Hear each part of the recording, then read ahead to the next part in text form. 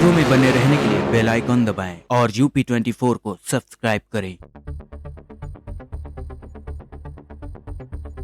उत्तर प्रदेश के कानपुर से एक ऐसी घटना सामने आई है जिसे सुनकर आपके रोंगटे खड़े हो जाएंगे।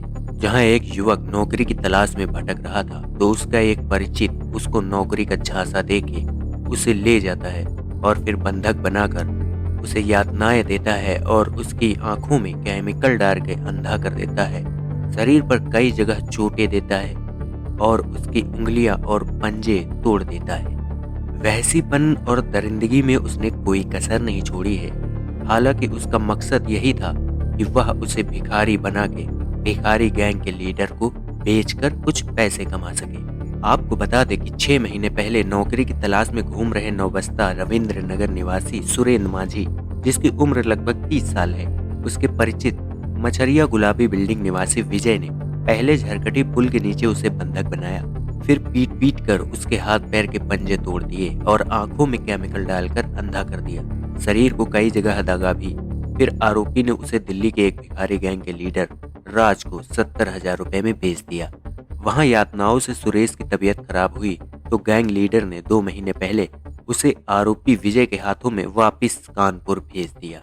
तब से आरोपी उससे शहर में ही भूखा प्यासा रखकर भीख मंगवाता रहा। रविवार को किदई नगर चौराहे पर राहगीर की मदद से सुरेश नौबस्ता स्थित अपने घर पहुंच सका। यहाँ दोनों भाइयों ने रमेश और प्रवेश ने उसे गले लगा लिया। गुरुवार को क्षेत्रीय पार्षद प्रशांत शुक्ला को घटना की जानकारी हुई तो उन्होंने परिजनों से नौबस्ता थाने में तहरीर दिलाई। इस दौरान हंगामा भी किया। डीसीपी साउथ प्रमोद कुमार का कहना है कि मामले में 3 लोगों पर FIR दर्ज की गई है। जांच के लिए टीमें बना दी गई हैं। और वहीं भिखारी गैंग के शिकार सुरेंद्र माझी ने अपने दर्द की दास्तां बताई।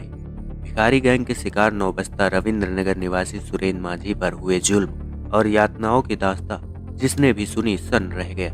हर कोई पूछता रहा कि तुम जिंदा कैसे बचे। सुरेश बस इतना कह रहा था कि मैं बस जीना चाहता था। मूल रूप से बिहार के रहने वाले सुरेंद्र माझी के माता पिता का निधन हो चुका है। 3 भाइयों में से वह सबसे छोटा है। सुरेंद्र ने नौबस्ता पुलिस को बताया कि वह 6 महीने पहले छोटी मोटी नौकरी के लिए भटक रहा था। तभी मछरिया गुलाबी बिल्डिंग निवासी विजय ने उसे नौकरी लगवाने का झांसा दिया। नौकरी की झांसे में वह उसके साथ चला गया। उसे क्या पता था कि वह उसको भिखारी बनाकर उससे भीख मंगवाएगा और उसे इतनी यातनाएं देगा कि कोई सोच भी नहीं सकता। सुरेश ने बताया कि 2 महीने से वह कानपुर में था, इसके बारे में उसको पता नहीं था। विजय उसे रोज चौराहे पर खड़ा कर देता था और शाम तक जो पैसा होता था वह लेकर चला जाता था। उसको खाने को भी नहीं देता था। कुछ समय पहले उसने टेम्पो वाले के मुंह से किदवई नगर सुना, तब उसको एहसास हुआ कि वह कानपुर में है। इसलिए उसने मदद मांगी और आखिर में वह घर पहुंच गया। Bureau report UP24।